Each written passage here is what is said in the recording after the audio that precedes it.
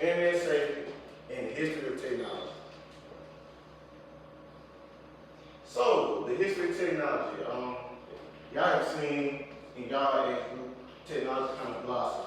But y'all parents and grandparents have really seen a major change in technology as they experience their lives. In the 1950s through the 70s, the mainframe computers were introduced. That's what kind of boosted everything to start out. In the 1980s, personal computers became popular.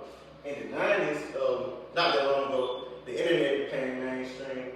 In the 2000s to today is where we see the most progression in technology with smartphones, social media, and AI, which has really blossomed in the past 2 or 3 years.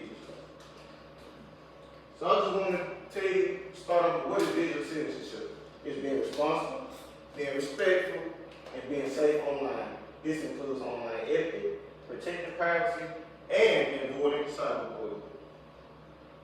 So a couple startup questions, and we just go around the table. First question is, you can answer these simultaneously. So first question is, have you ever seen someone being treated unfairly online? What would a good digital citizen do, like yourselves? Y'all on social media every day, so y'all look at this every day. What do you think are the biggest dangers teens face online today?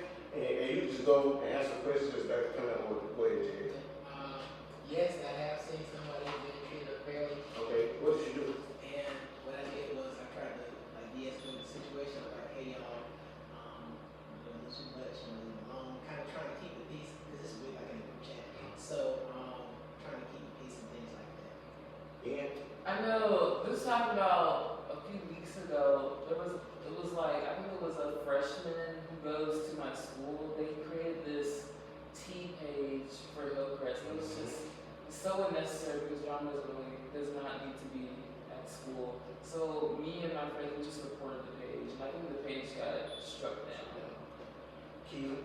I don't really look at that stuff. Like, I just stay away. So like, I don't be in trouble. Scott? I don't really see it as often. But like, if I do see it, I need to like report it.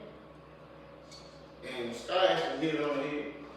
Okay, so they said I don't really see it, but even mainstream for me and my mainstreaming, especially with the recent election, is pretty much digital. Social media was a big influence for me. I felt like that they both doing slamming me and untreated fairly. And what we do, like she said, report it, even on my cell phone. I get spam every day on prank calls. So I delete and report it spam, and then somebody put it. Don't stop it though. So I want to know how we can stop all of that. But then just eliminating ourselves from social media is not a question. AI is the new popular thing. Exactly. But Scott actually hit it on the head. So y'all are in the school system where you're going to college or actually in high school. Sometimes de-escalate and put yourself in a situation. So the best thing to do would be screenshot, get your evidence, and take it to an admin, staff, teacher, counselor, whoever you can do. Reporting is the best thing that you can do. I know, Jared, unless you want to get into it and de-escalate and kind of y'all calm down, reporting it will keep you out of trouble most. And I see it all the time, even at the alternative school. Sometimes they just about standard. Sometimes, they just got roped in. But if they had reported from the jump, then it won't be a problem. Okay, cyberbullying. Raise your hand if you know someone who has got cyberbullying. That should be it, right? Harassments, threats, or mean messages online. Sometimes it can start off as jokes, but sometimes everybody don't make a joke as funny. And you have to recognize that. It can happen through text, big one, which is social media, or gaming platforms. And like I said with cyberbullying, if you see someone that gets cyberbullied, always report, don't engage. When you engage, it can turn into something else. It can turn into an argument.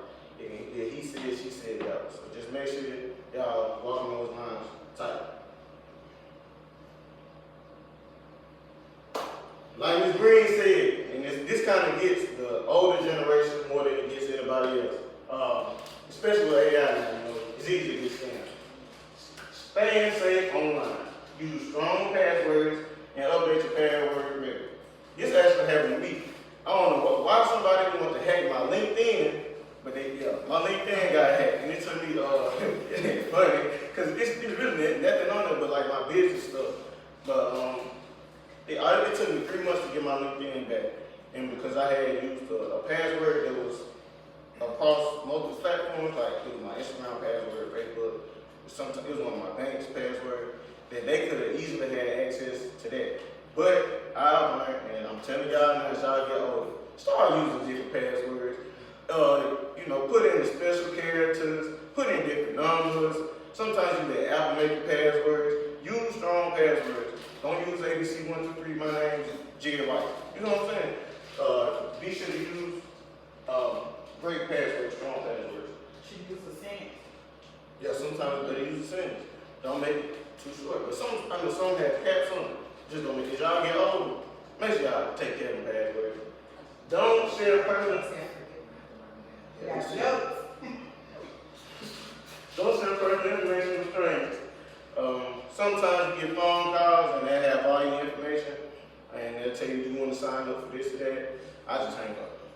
Cause soon as you get to telling your credit card information, what's your ID number, it can go left. You can get scammed, and now you got thousands of dollars. Be cautious of scams, phishing emails, and fake websites. Sometimes I still click. I don't know pick what it is. I click on some emails where I think it's something important, and it takes me somewhere I don't need to go, and I had to click out of it real fast. So make sure that you be cautious of scams, phishing emails, and fake websites. Question Go ahead. with finishing emails, or he said Phishing.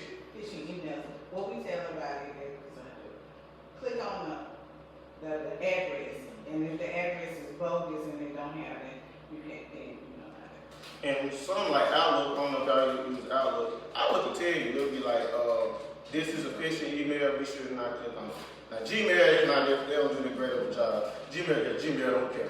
They just let it come in, and it's on you to figure out what type of email it is. And sometimes they'll even send it to your spam inbox.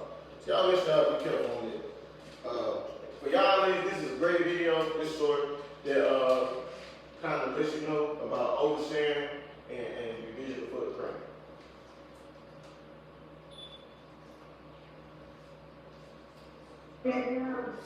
Posting and I want to see it because that's so scary. If you're a teenager, you're going to make that decision sometime. They can screenshot it, they can do so many things to save that, and they can edit it in ways that you won't want them to. Whether or not you think it'll go away is there. And if you post online, you're stuck with it.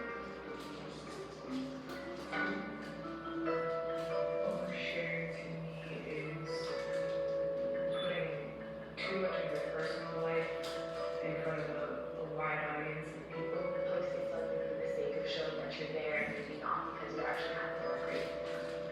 Posting about things that people don't necessarily think are significant, but they're just kind of posting to be posting.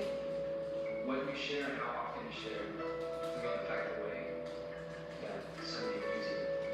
Just because I'm gonna post all the